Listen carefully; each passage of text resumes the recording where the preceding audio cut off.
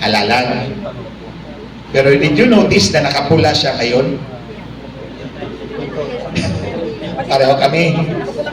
Kasi Chinese New Year today. Pampaswerte niya yan. Kasi may eleksyon sa 2028. Hindi kasi siya nagtitiwala kay George Garcia. Tsaka yung Comelec niya. Diba? And that's my topic today. Palaging minimension ni Kong Sid kanina, 32 million si Inday Sara.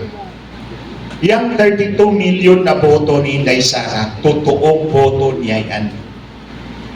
Pero yung kay Marcos, hindi totoo yung 31.9 million niya.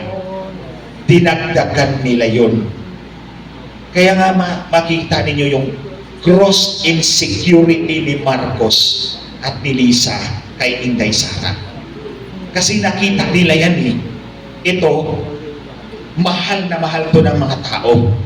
Kaya umabot ng 32 million ang boto niya. Pero yung si Bongbong, hindi kaano. I always maintain that Marcos got no more than 24 million votes. Kasi matindi din ang kalaban niya, incumbent Vice President, si Robredo.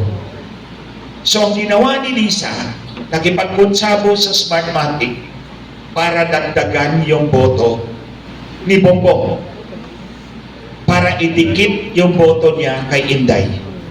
Because kung si Bongbong is 24 million at si Inday 32 million, sinong titingalain ninyong leader? Hindi si Bongbong, si Inday. Kaya they are so insecure right at that moment, nagplano na sila how to get rid of her. Itong lahat na nakikita ninyo ngayon, that's part and parcel ng kanilang balak to get rid of her. Because they have done so much havoc to this country, to our economy, and to our future. Takot sila na baka makulong sila sa 2028 kung hindi kanila ang kandidato. Kung hindi sa kanila yung presidente. Ang insecure sila masyado, knowing also that the election system, kahit pahawak nila, hindi rin sila sigurado na makalusot yung Daya. Given the fact na si Inday is very popular. Kahit na anong pinapato nila kay Inday, mataas pa rin yung rating ni Inday. Diba? Oh. At kahit pa si George Garcia ang nandyan sa Comelec, hindi sila makakasiguro. Kasi yung election, yung Daya, hindi yung eleksyon ha, yung Daya ng eleksyon, hindi pwedeng whole numbers ang idadagdag mo. Kasi kung whole numbers ang idadagdag mo, dalawa ang posibleng mangyari. Either lumagpas ka sa total number of registered voters, di mahuhuli ka kaagad. Or the result becomes so impossible na walang maniniwala. So ang Daya is a certain percentage. Percentage yan. Hindi pwedeng whole numbers ang ibibigay mo sa dadayain mong kandidato. Kasi nga, lalagpas ka sa total number of registered voters or the result become very impossible. Very incredible actually. So percentage yan. Pero kung sobrang dami ang botong binigay natin kay Inday Sara, hindi aabutin ng kanilang Daya. That's the danger. Kasi hindi naman 100% sure ang Daya eh. Like for example, what happened to President Duterte. Ang boto ni President Duterte mas mataas sa 16 million, binawasan nila yun. Pero yung pangalawa, si Mar, sobrang kulilat, kahit anong dagdag, by percentage, hindi kinaya. So si Digong pa rin ang nanalo. That's one of the tracks I'm going to mention today. Meron tayong tatlong tracks na pwede natin gamitin o gagawin as we face these elections in 2028. That is, if we survive. Di ba? Pero malamang, we will survive. As a country, as a people. Si Marcos ang malaking posibleng hindi mag-survive. Kasi may septic tank na siya sa gilid. To remind him na ikaw, hindi ka talaga nakuntinto sa pagnanakaw mo, ha? At bigyan kita ng septic tank sa gilid mo. to remind you na mandaraya ka, magnanakaw ka, and to remind you of your mortality. Mabait pa rin ang Diyos sa atin. Anyways, ngayong 2028, haharap tayo ng halalan. Pero yun nga, ang number one na problema natin, ang daya. Plus the fact na si George Garcia ang chairman ng COMELEC. Eh si George Garcia, operator yan eh. O public kong inaakusahan si George Garcia, George, operator ka eh. Eh kung hindi totoo yung sinasabi mo, matagal mo na akong kinasuhan. Eh ayaw mo na makukasuhan. Kasi mas lalong mabulatlat ang mga magic mo. Nung abogado ka pa, hindi ka pa COMELEC chairman. Anyway, you're as infected as the zombies in Walking Dead. So si George Garcia, nakita nyo na si George Garcia, di ba? Kahit ang talo, siyang nakakaupo. Saan ka makakikita ng halalan na yung natalo, ang siyang nakaupo? Eh, ikaw nagsabi ha? Kap, ikaw nagsabi ha? Hindi ko lang sasabihin, kaibigan ko yan eh. Ang example ko dito sa Batangas, ma'am, anong silang? Silang, Cavite. Ay, hindi. Silang. Ano ba silang? Cavite? Si Carranza. Di ba, ang kalaban ni Carranza si Adarna. Oh, mukha ng Darna. Oh, Anarna, Carranza. Natalo si Carranza. Nanalo si Anarna. Dinisqualify ni George si Anarna. Ordinarily, ang uupo ang Vice Mayor. Hala, hindi pinaupo ang Vice Mayor. Si Carranza ang nakaupo. Ako, malaking problema talaga si George Garcia.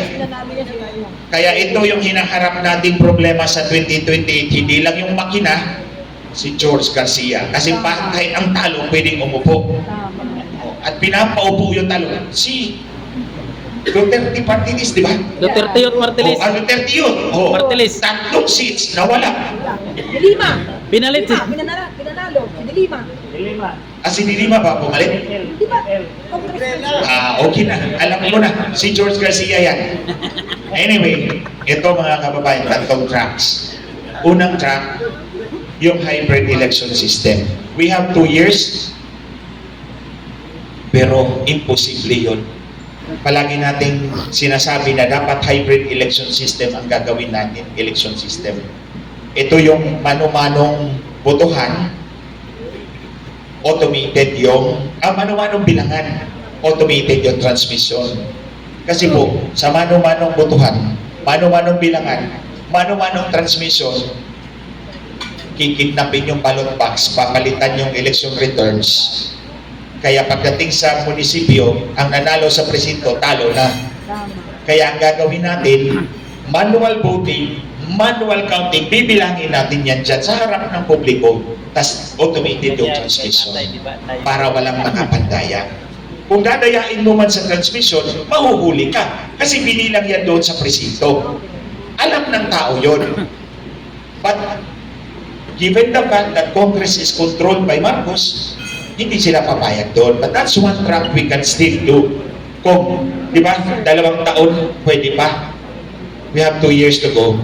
Pwede pa. Pero that's one track na pwede natin gawin. The other track is pag-file tayo ng petition sa Supreme Court to allow us na bilangin natin yung voter receipt para ma-verify natin na yung resulta sa makina tugma doon sa voter receipt natin. Meron yang kaso dito sa House of Representatives dati. Patunay ko talaga yan na totoo yung daya ni Smartmatic at ni COMELEC. Si Congressman Villapuerte, namatay na po siya, nabuksan yung kanya mga balota dito sa House of Representatives. Sa 100 presinto, pinawasan siya ng 17,000 votes. Ang kalaban, si Bordado, speechwriter ni Jesse Robredo, tao ni Leni Robredo, dinagdagan ng 8,000 boto. And the documents are certified true copy. Pinilang isa-isa yung balota ginawa ng election revision report, sinertify true copy ng House of Representatives. Umabot to sa Supreme Court, pero hindi pinakita ng abogado yung mga resulta mula sa HRET. Kaya sabi ng Supreme Court, wala kaming pagbabasihan. This time, kung mag-file kayo ng petition, yun ang ipapakita natin sa Supreme Court. Hindi tama ang bilang ng makina doon sa balota. The only recourse for the public is bilangin natin yung balota, ay yung voter receipt, para hindi tayo madihado, hindi tayo madaya. That's the second trap. But the third trap is, tulad ng sinabi ko kanina, ang daya hindi pwedeng whole numbers. It has to be a certain percentage. So anong response natin doon? Vote surge. At ng botong pwede natin ibuhos para sa kandidato natin sa 2028. Kaya yung suporta natin kay Inday Sara, 100%, you can exceed that one, mas daming boto ang ibigay natin sa kanya. Because you see, si Marcos, pwedeng 5 ang tumakbong presidente sa 2028. Posibleng 5, posibleng 4, posibleng 3, but not 1 on 1. So, sa opposition, merong, si Inday Sara is definitely 1. Pwedeng may 3 kandidato for president. But yung sa 3 na yan, hindi ka makasiguro na hindi kay Marcos yan. Tataya at tataya yung mag-asawang bangag dyan sa 3 na yan. So dito sa election sa 2028, it's Duterte and nothing else. Ibuhos natin ang boto natin kay Inday Sara para tumaas ng gusto yung kanyang boto at hindi na ma-overtake ng kanilang kaya. That's the third trap. So ito yung ating dapat gawin.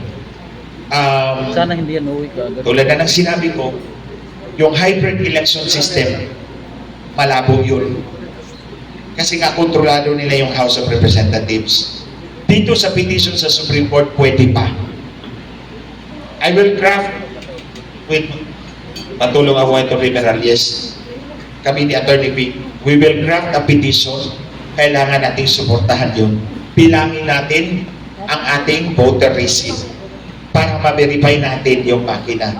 Tandaan ninyo, lahat ng automated machines, susunod lang yan kung ano yung instruction sa kanila. Ordinarily, 1 plus 1 equals 2. Pero kung ako yung programmer at sasabihin kong 1 plus 1 equals 11, 11 ang i-report ng makina. Hindi 2. Kasi, kaya nga tayo nag-automated because these are repetitive tasks. Yung pagbilang ng boto, pag-report ng boto, repetitive yan. Sumusunod lang yung computer sa instruction sa kanya. No matter anong sasabihin ni George Garcia, huwag kayong maniwala sa kanya. Ang tandaan lang ninyo, ang talo na ipapanalo ni George Garcia. Doon pa lang, huwag nyo nang pagkatiwalaan ang COMELEC. Ang tawag ko nga dyan, komisyon o eleksyon. Hindi commission on elections ha. Komisyon o eleksyon. Magbayad ka ng komisyon, walang eleksyon. Pag hindi ka magbayad ng komisyon, may eleksyon. Oh. Yan. Yan mga hayop dyan sa COMELEC na yan. Wala mapili dyan sa kanila. Ito ang tandaan natin. Gagawin natin to because our future is at stake. Alam ni Marcos na kapag si Inday ang manalong presidente, makukulong sila. Diba? Kasi pinakulong nila ang tatay ni Inday. So ngayon, I really want Marcos to be in prison. Kasi alam ko kung gaano kalawak yung kanilang pandaraya at pagdakaw sa kaban ng bayan. Actually, talo na tayo ng Vietnam. Dati ang Vietnam, ano ba yan? Noong 1970s, di ba sila pumupunta dito sa atin as refugees? Oh, ngayon, ang layo na nila kaysa sa atin. Yung GDP per capita nila is mas mataas kaysa GDP per capita ng Pilipinas. In short, the average Vietnamese is richer than the average Filipino. So, hindi malayo na baka ma-overtake na naman tayo ng Cambodia Cambodia. or Burma. Myanmar pala. How about Bangladesh? Every time, ito ha, if we don't fight, every time we fail to fight, every time we fail to win, they win. Yes. And every time they win, We lost. they always see us as losers. So the more na aabusuhin tayo kapag hindi tayo lumaban. And we should keep fighting because we never know. Victory is just around the corner. Yes. If we don't keep fighting, we will never reach the corner and we will never taste victory.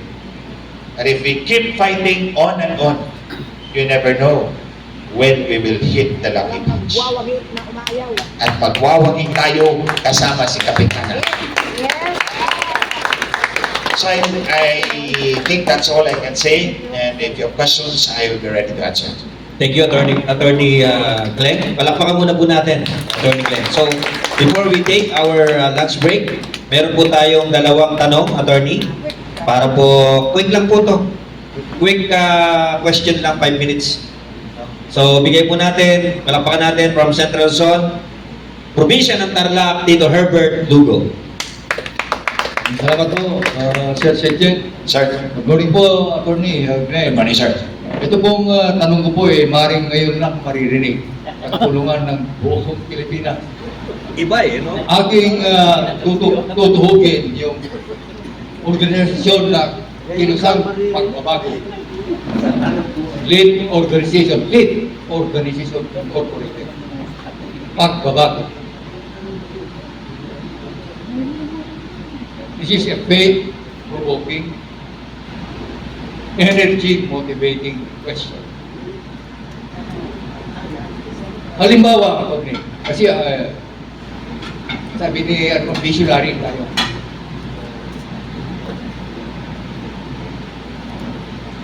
I will compromise my life.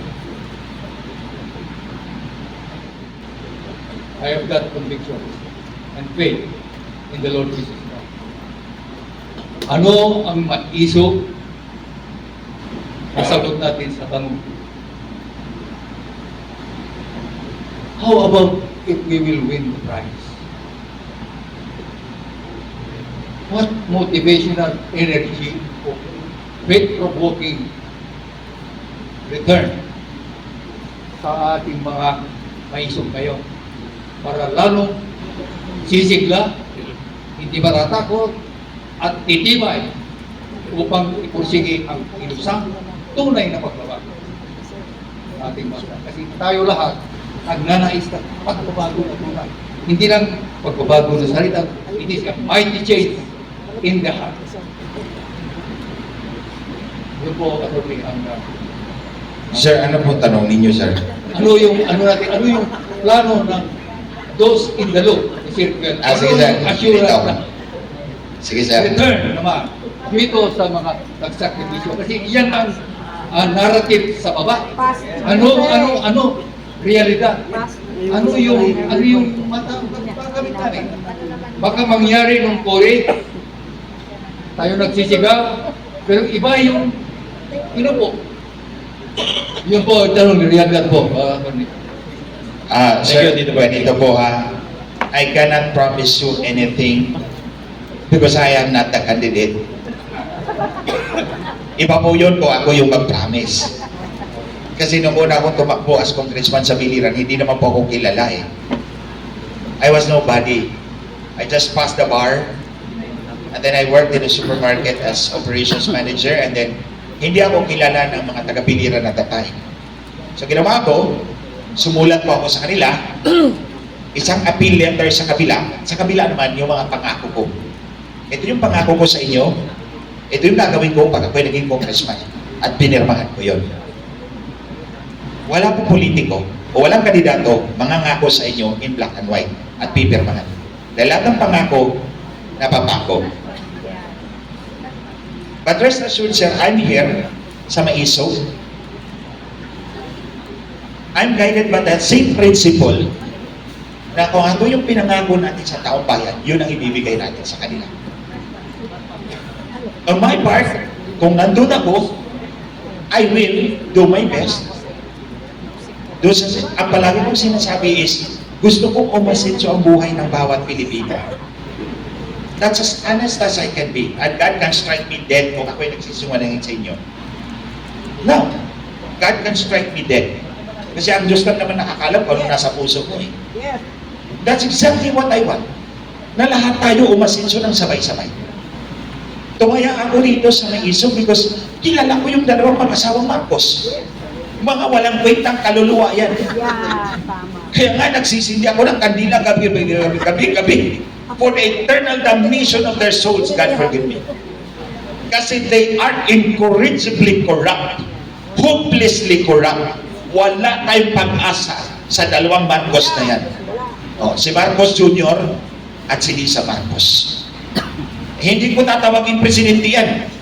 Kasi hindi naman totoong presidente yan eh. Dinagdagan niya yung boto niya eh. Oh, yes. And look at me. Hindi nila ako kayang kasuhan.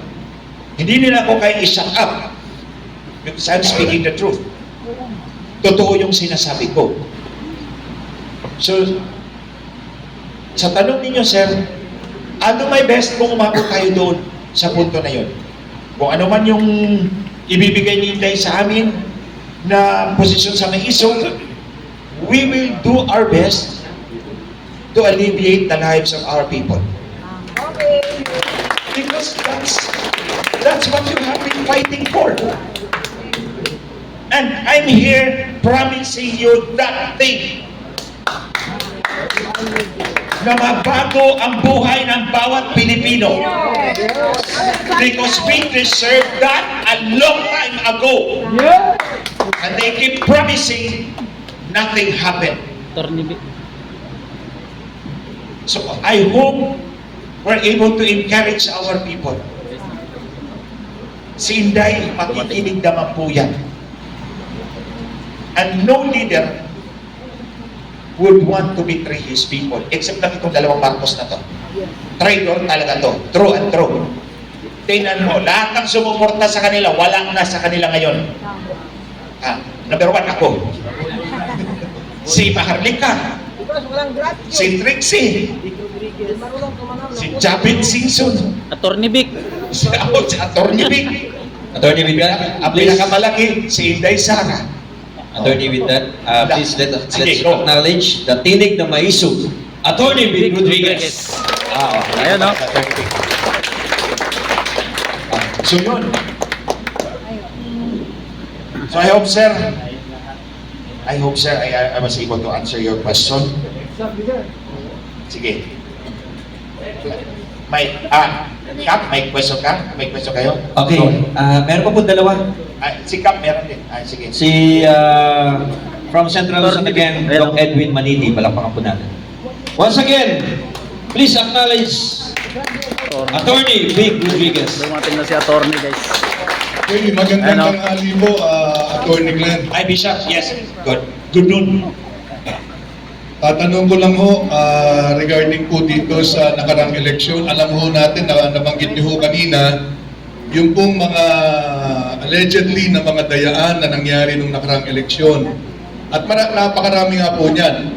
At tayo rin po ay apektado riyan. Sa PDP, alam natin na marami naman tayong mga kasamahang mga abogado. Hindi ho ba posible na ma-impeach si Chairman Garcia? Nagtataka lang ho kasi ako bakit wala hong nagkakaroon ng move o paggala o pagkilos para ma-impeach dahil siya ho ay isang impeachable officer. At marami naman ho tayong magagaling na mga abogado. At kung itutuloy ho natin ang eleksyon at siya pa rin ang chairman, hindi na ho tayo makakasigurado na magiging malinis to. Hindi ho ba natin pwedeng gawin na ma-impeach po itong si Chairman Garcia? Yun lamang po. Bishop, thank you for your question. Yes, si George Garcia is an impeachable officer. Ang problema lang natin dyan, Bishop, ang ang evidence ng dayaan, mahirap nating makuha. Because hawak-hawak nila yon, pinapantayan nila yon. Unless we have evidence na different from what is for an impeachable offense, pwede nating gawin yon. Sige sir, i-add ko na lang yung pang fourth track natin. Pero ito ha, kahit si George Garcia ay matatanggal, assuming matanggal kasi kontrolado nga nila yung House of Representatives. Pagdating pa lang sa Justice Committee, papatayin na nila yan. For purposes of publicity, para ma-highlight yung kahayupan ni George Garcia, gawin natin yun, Bishop. Okay, thank you. And last, attorney, before we take our last break, from Hakbang na Maisog Region 4A, walang iba kundi si Sir Bong Guro. Magandang umaga, attorney. Good morning, sir. Kanina kasi nabanggit mo yung tatlong truck na nabanggit mo. Pangalawa yung nabanggit mo na automation sa voting pero manual sa counting. Manual sa voting, manual sa counting, automation yung transmission. Okay. Alam natin na 84,000% for the country. Okay? Ano sir? 100,000. Mali pa ako. Yun ang ano ko nung ako rin ay kumakandidate.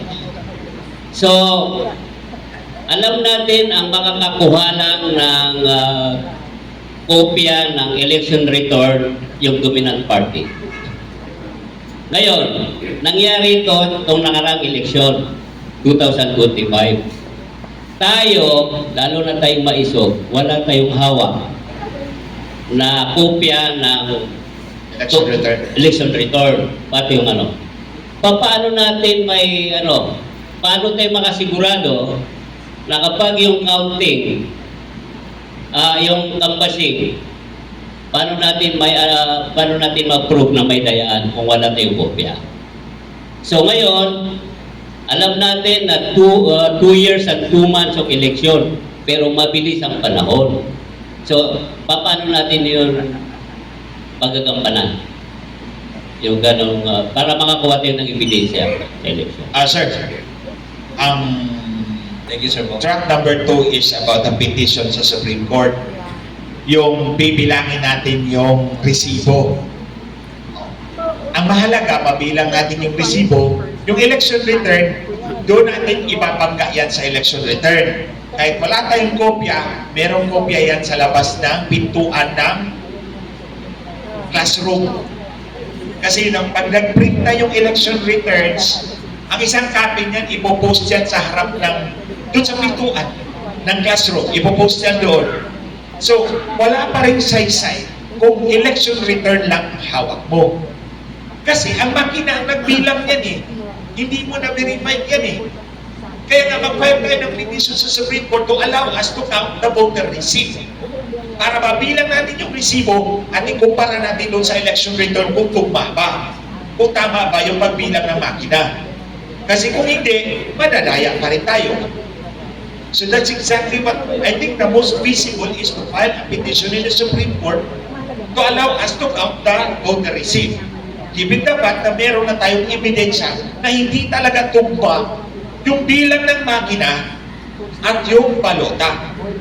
And these are admissible in court kasi certified true copy yung ebidensya na hawak namin eh. And this was available only in 2022.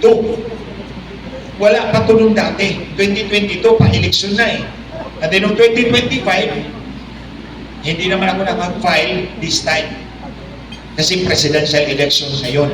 Kahit yung presidente lang ang bilangin natin, hindi natin bilangin lahat. Kasi kung bibilangin natin lahat, maubos naman yung oras natin. Ang mahalaga, maprotektahan natin ang boto ng ating presidente. Because that's the key. Hindi pwedeng under no circumstance na manalo yung kandidato ni Marcos. Because it will all be the same. And then pag nanalo ang kandidato ni Marcos, ipipilit niya yung anak niya sa susunod na eleksyon. That's the danger. Basta Marcos, kawatan talaga.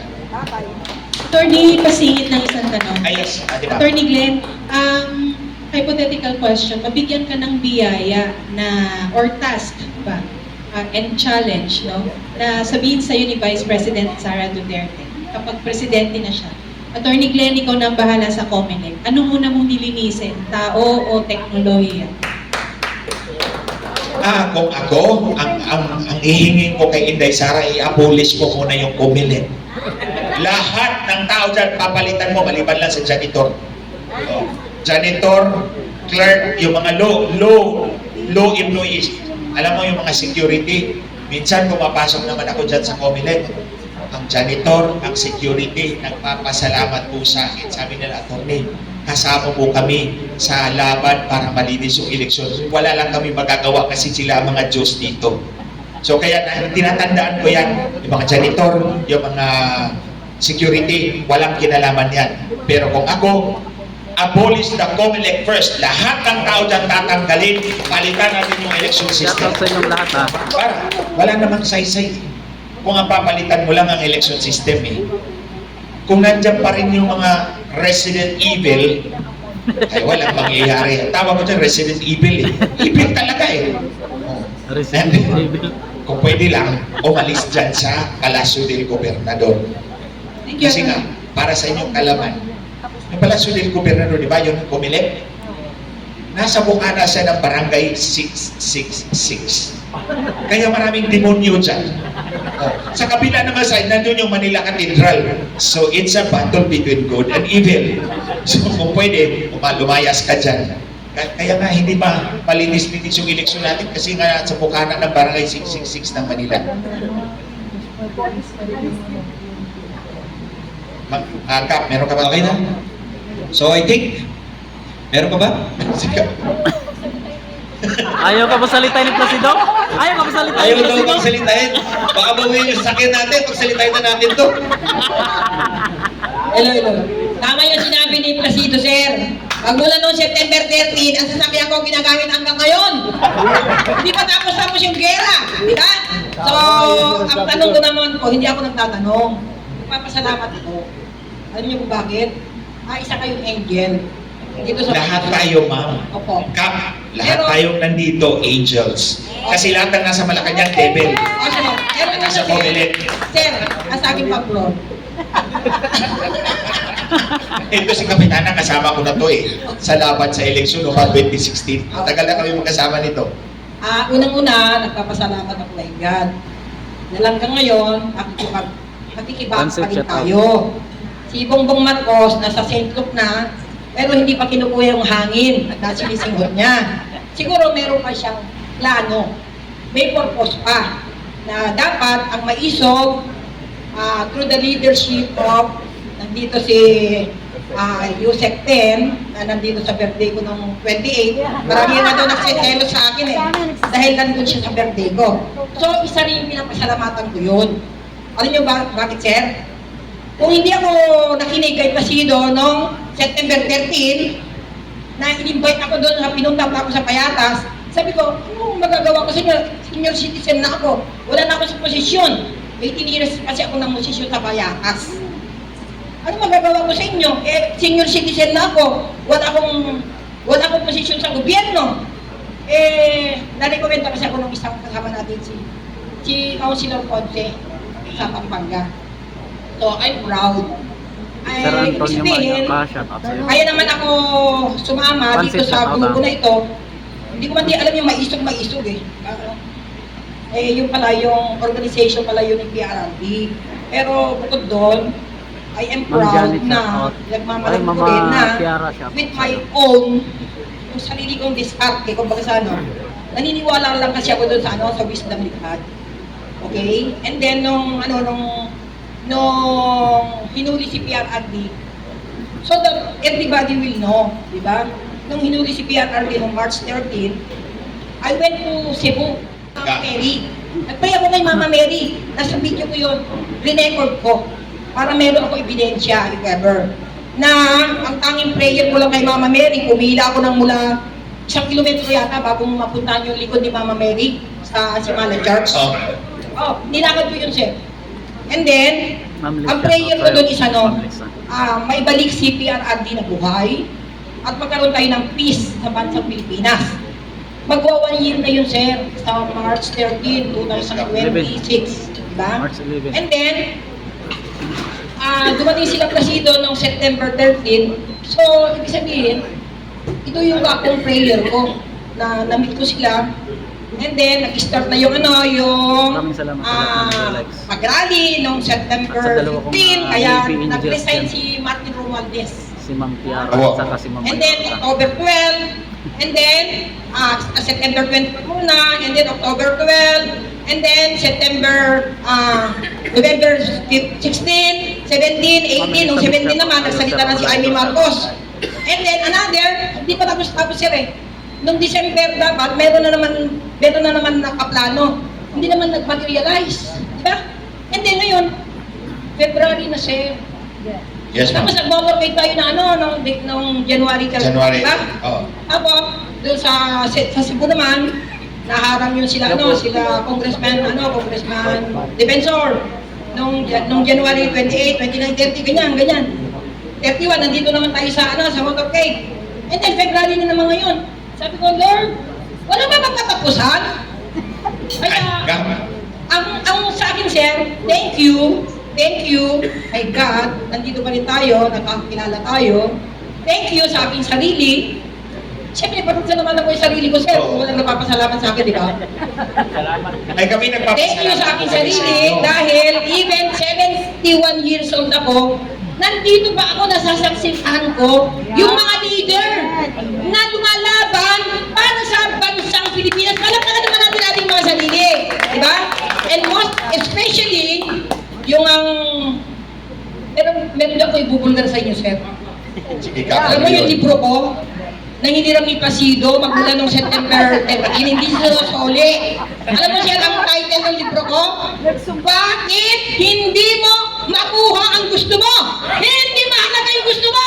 Ang mahalaga, gusto ni God. Yun lang po, maraming salamat. Kap, Galing talaga kami. ito lang masasabi ko ha. Lahat tayo, isa-isa, does not know each other since Adam. Hindi naman tayo magkakilala eh. But over time, lahat tayo magkasama na. That's divine connection. Kinokorek tayo ng Diyos because magkapareho yung tibok ng puso natin para sa bansa nating minamahal. Kaya tayo nandito at tulad na nga ng sinabi ko sa inyo, victory may just be around the corner. If we don't keep pushing, we might never reach the corner and never see and taste victory. Pero, if we keep going on, one day, we will win by God's grace. Hindi naman bababa ang Diyos para tulungan tayo. We have to help ourselves. Nasa harap si Jane. We have to help ourselves. And being here today is one concrete step towards achieving our goal. So maraming salamat po sa inyong lahat for being here. Magkasama po tayo until victory will come by God's grace. Okay, thank you, Attorney! At ngayon, bago po tayo